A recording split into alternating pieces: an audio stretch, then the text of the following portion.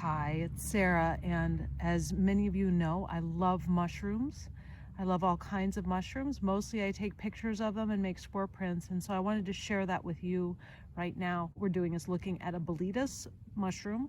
There are different kinds, but the reason why I'm focusing on this is because if you notice underneath, it's got pores, not gills.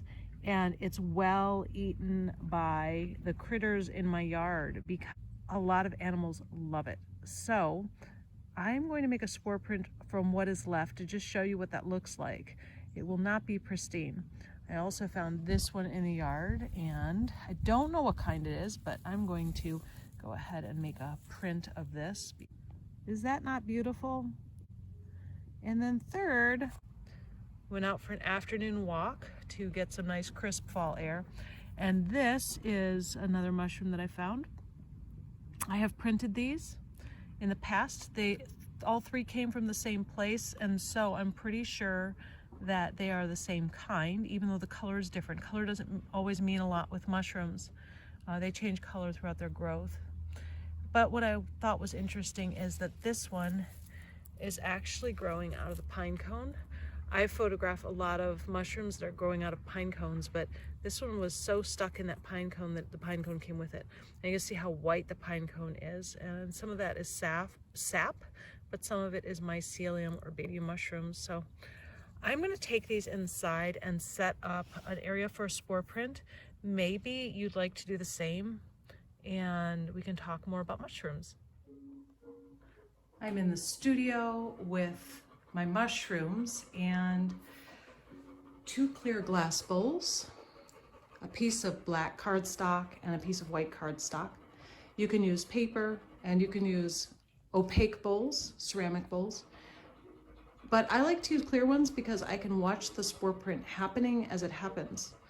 So I'm going to cut the stems off the mushrooms and put them gill or pore side down, and then put the glass bowl on it.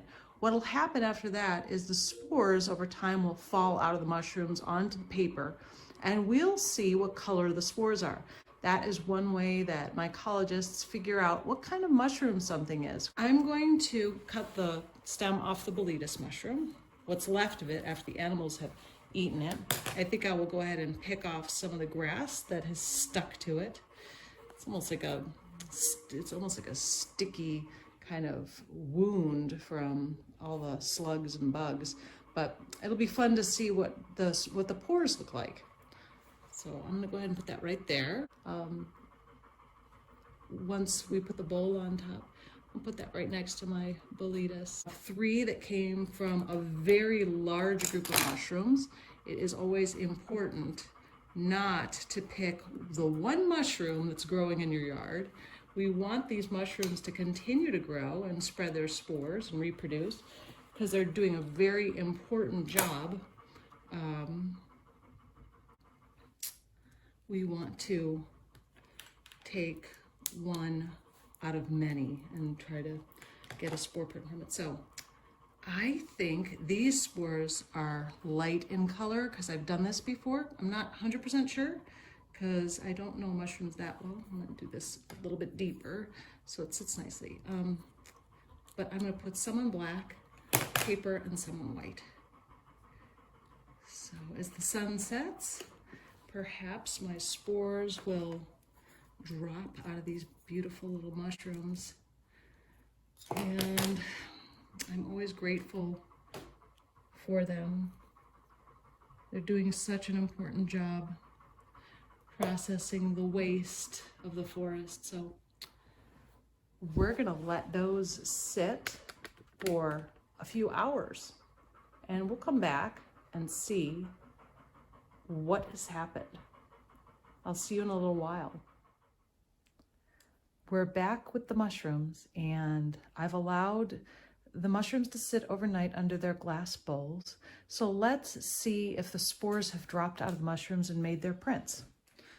We'll start with this one and see if the spores are white. Oh, or if they're dark. Well, that one is probably a different mushroom. Well, here I thought that this one was the same as this one, or maybe it already dropped all its spores. So anyway, okay, so you can see clearly we got a white spore print there, and we're not seeing the print on the white, but we are seeing on the black. And I'm really impressed with this gorgeous little print we got. This is organic, and so it's not going to last forever.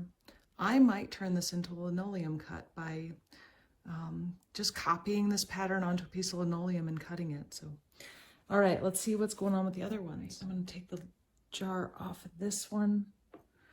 Now, if you remember, this Boletus mushroom was the one that was so eaten up by slugs. So I'm curious to see if it was, oh, we did get some spores, and notice my delightful surprise every time I get them. And then this one, oh, we got brown ones, great. So I'm glad we got some different colored spores. You can see that these spores, you could see the difference in the color, right? So this is the one on, the little one is a more reddish color, and the Boletus is a brown gold color. And it's really awesome to see the spore prints, I mean the pores versus the gills. Thank you for joining me in the studio making spore prints today. I hope you learned a little something, and just in closing, I wanted to remind you that it's not safe to eat mushrooms that we just find out in the wild. It's important that we consult a mycologist and know exactly how to identify and what we're identifying. But for creative purposes, I recommend exploring, being curious, and making many beautiful spore prints.